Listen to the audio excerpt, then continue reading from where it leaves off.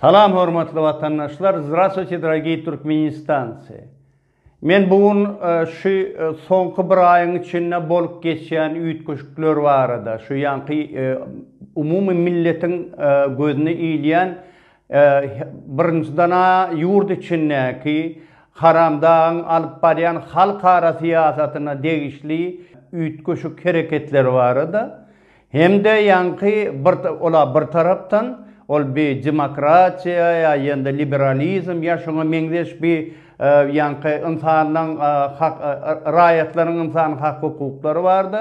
Şu zatlar hemmesi gözüňiziň öňünde üýtgäp barýar. Başga tarapdan hem sinýän bolsaňyz bize tarap şu bir ýerde bir hökümete degişli bir ýanky gonga bolsun.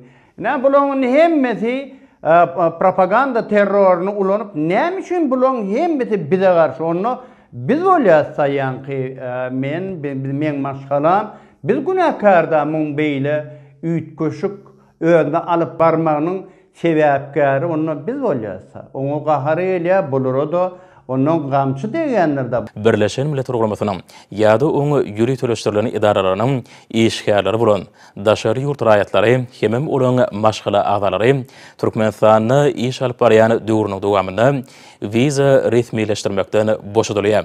Garaz bolan hemme şu wagt topolýanyň sebäbi nämen alamaty.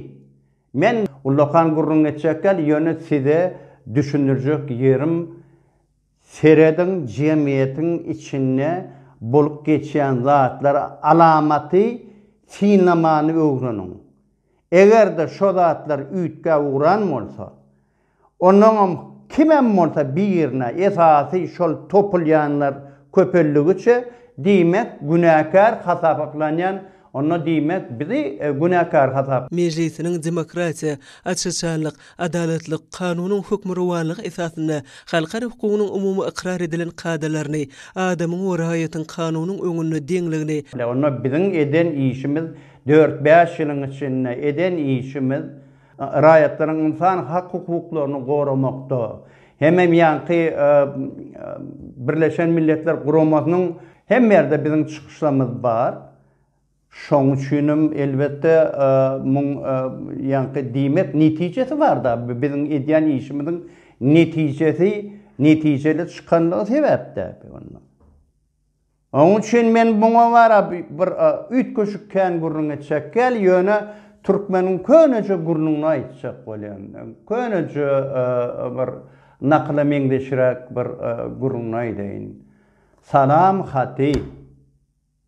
Görme gati, görseň de gati, ýyrtmarsyň gati. Halkyň haky bar, narod emeýt prava.